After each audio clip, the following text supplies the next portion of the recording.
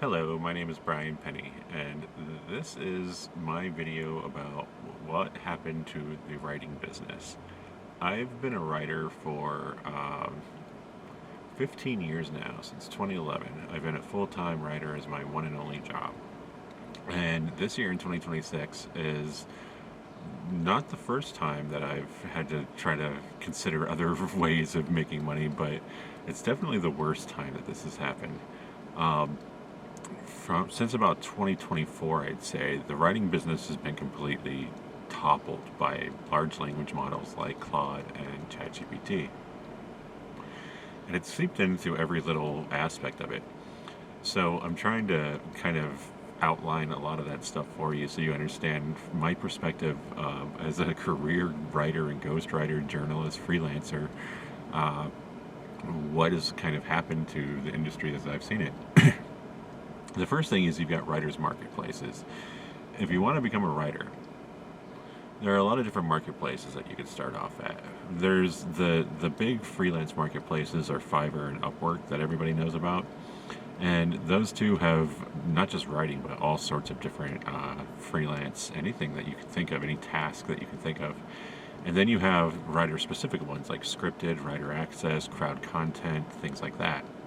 There's been a lot of other ones like Express Writers that have since folded, but the scripted WriterAccess and crowd content are all still up as far as I know. And what's happened with those is those used to be like marketplaces where if I needed to fill a gap between like journalism jobs or better paying jobs, those were things that I could use so that I didn't have to, get a side job or drive for DoorDash or anything like that. And I still have access to all of those platforms, but they're a lot different than they used to be. For one, they're not accepting new writers. So if you wanted to get into there, I mean, you can set up a Fiverr and Upwork, but you've got a long uphill battle on that one. The other ones, they're just going to leave you sitting, because they don't have enough work for their human writers as it is. And I don't know that they even care. They all have AI stuff all over embedded into everything. And so a lot of those places are closed now, and they're not accepting new writers. So that whole like bottom feeding kind of section, like the bottom half, we'll call it, of the writing business is just gone. It doesn't exist anymore as far as a new writer is concerned. For the old writers, it's there, but it's not the way that it used to be. I used to be very picky about what I would even look at because there's so many jobs on those things that I could afford to be picky about what it is, because they're low-paying jobs, anywhere from 2 cents to 20 cents a word. Scripted is the best one that starts off at, I believe, 60, maybe 65 cents a word. But, yeah. Oh no, man. I'm trying to remember exactly what their pricing model was. I'm thinking 6 cents is closer to what it is. 60 cents feels a little high for what they do. But it's a lot different now.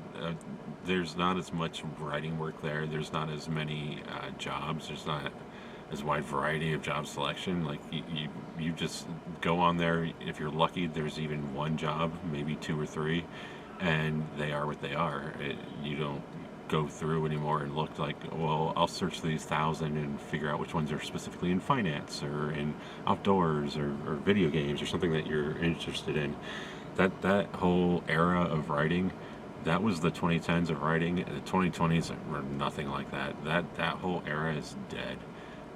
As far as I know, there's nothing that's replaced them. A lot of the writing work that I have heard of in the forums and things like that, it's usually for training AI.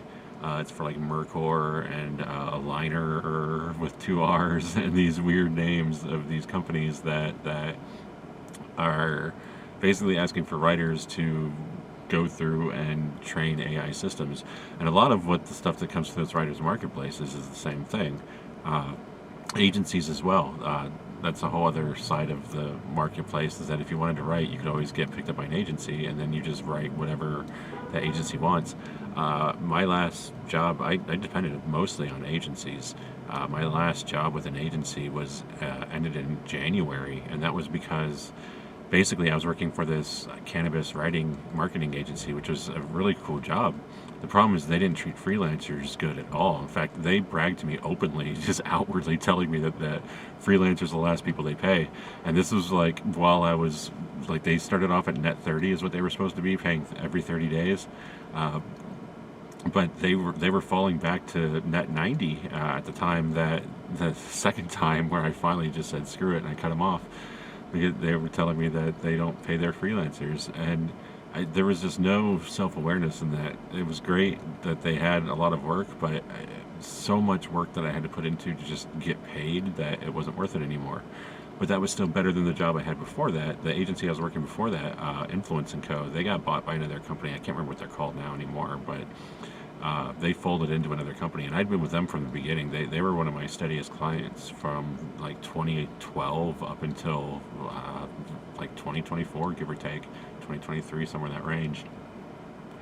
And they basically morphed into what we used to do was I would interview somebody, or somebody would interview the client, and we would get this interview and do a bunch of internet research to get statistics and make sure that everything's fact-checked and researched, and put together a blog.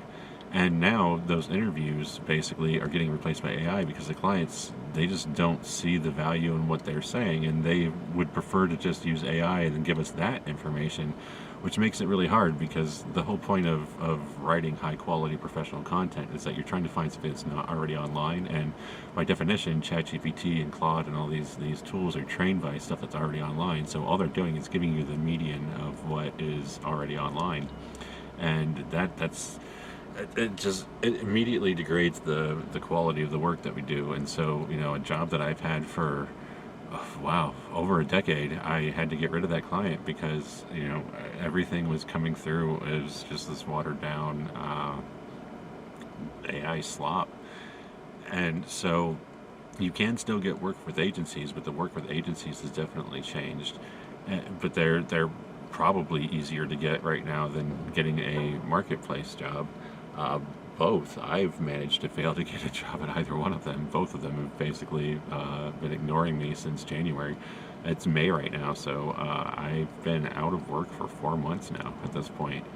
And, out of writing work. I have residual income coming in from other things, but it's getting harder and harder to find anything to fill that in. That residual income's not enough it's barely enough to cover my expenses for the van and the insurance and my storage unit and gas. And I mean, that stuff all adds up, and I'm barely getting by at this point just off of non-writing income, which is hard. And I have been driving for DoorDash to make up for a lot of that. I've been selling off a lot of my stuff as well, so I have been making up the income, and I have been able to do it, but it's a lot of work, and I'm not working as a writer, which is, for me, it's a huge ego hit, because I purposely went out to make my living as a writer for the last 15 years, and I did what I believe a good job of it. I've been published in High Times, New Times, HuffPost, Cracked, Forbes, Paste magazine. I've had stuff published everywhere. Harvard Business Review, Salon, Inc., Fortune, Bloomberg. I mean, you name it. Venture Beat, everything but The Verge. I've never gotten into The Verge. That was always a hard one.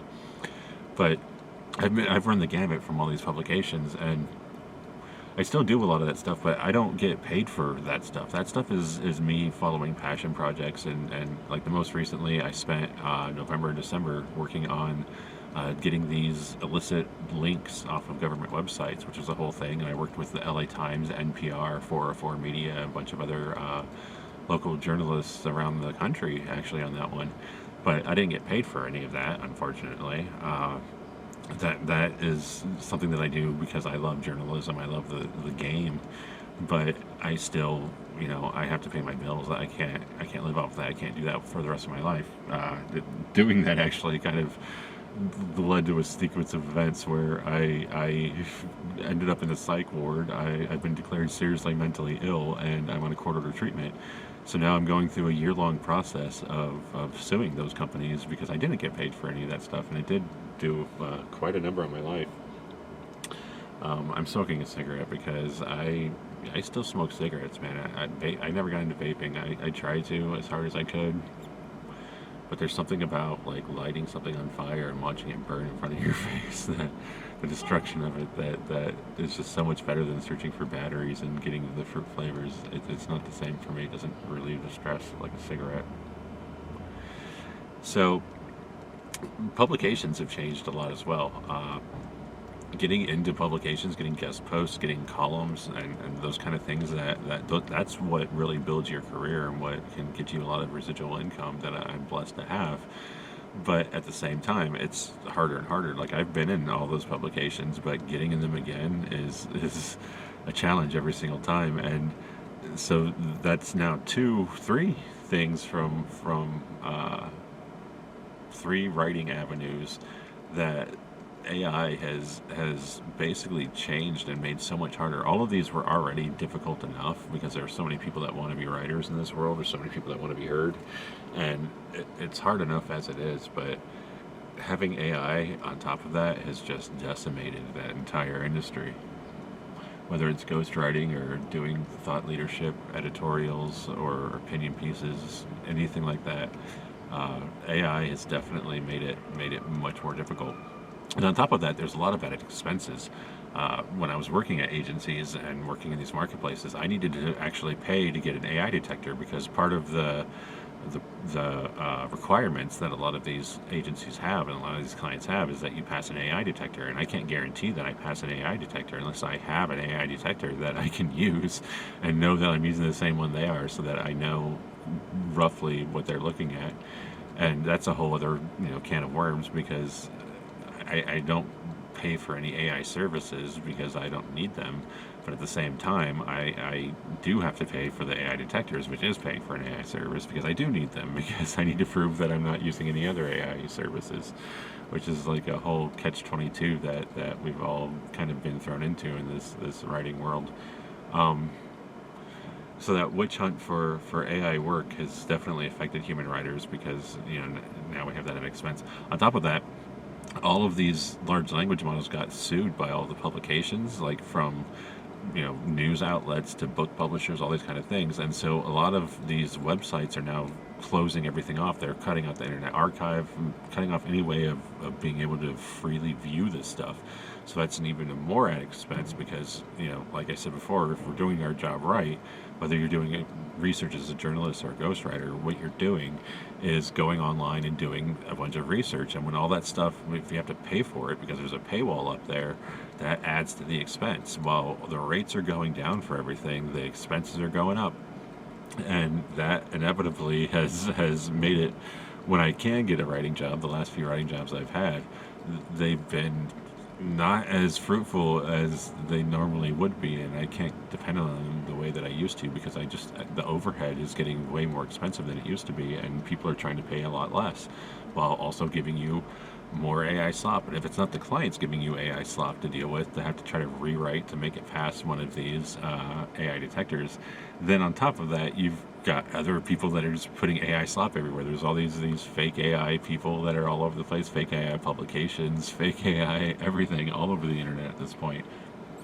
It's unavoidable. And so even if all else was great in the world, we're still having to dig through and do more research in order to get everything done, because you have to get through all the AI slop, and you've got to make sure that you get human writing. And it's a lot harder than it sounds to rewrite human or AI stuff to make it sound human, which is something I never thought that I would ever be doing. But as a ghostwriter, I guess I should have expected that, because that is kind of the natural progression, is that instead of hiring me to do their work for them, they're hiring the AI to do the work for them, or using the AI to do the work for them. And it's not easy, because it's not just grammar that you have to check. It's the whole idea and the thought process, and the main idea is the outline of the entire thing that you've got to start attacking, because a lot of times it's just not from the beginning. The foundation of the information that it's giving you is just not good enough, not human, and it's going to read its machine. And so getting through all that has become an added part of it. But overall, that is what I can tell you about the writing industry right now, is that whether you're writing with your own byline and your own name on it, or whether you're ghostwriting, it's hard out there. It's rough out there. I mean, it's got me living in a van. I can't afford to live anywhere else right now, and getting a job. It's hopefully by the end of this year I'll have a writing job, but if not, I'm already open to any other types of jobs. I've been applying for like warehouse jobs and things like that, which is hard for me to get to because all of my experience for the last 15 years has been in writing, and so normally my I have this very diverse and full resume that I've got covering the last 15 years because of all these publications. But when I'm trying to apply for like a janitorial position, for example, they don't care about publication. All of that needs to get truncated into like self-employed, and they see that as working from home kind of thing, where they're not sure if you're the type of person that they want working in the office, and office cultures change, all sorts of things like that. So even with these entry level jobs, I've been applying for several weeks and I haven't gotten any bite yet. Not just several weeks, about 4 weeks at this point. And yeah, so that's where we're at right now. Is that I'm not even sure. I mean, I know that there there is a future for writing. There are people that are already making it, and there people are going to squeeze through and be able to make it, but that top 1% is the gap between them and everybody else is growing, and it's only going to continue growing, and the bottom fell out. It's not there anymore. It's not going to come back. There are people that do want some human writing, but there's so many human writers being laid off everywhere that are out there looking for work, that are hungry for work, and that are trying to stay in this business. I did it for 15 years, and I'm at the point where I don't even know whether or not I'm going to make it. These YouTube videos are part of me trying to figure out how I'm going to make up for the loss in income from writing. So hopefully, if you like these videos, if you like seeing me talk about living in a van, or just seeing me sitting in here in my van in the front seat of it, definitely hit like, subscribe, all that kind of stuff, so I can try to build up on that. But other than that, I'm going to be here more often than I'm going to be writing blogs at this point, because I don't know what the future is. And hopefully, if anyone's got anything, anyone knows anything that I haven't put out here, if there's any professional writers out there who want to add to this, please, by all means, I would love to hear from other writers who are going through similar things, or who can back up what I'm saying, or can contradict something and show me something that I've missed or overlooked. But until then, this is Brian Penny, your friendly neighborhood ghostwriter, and I hope you have a great day.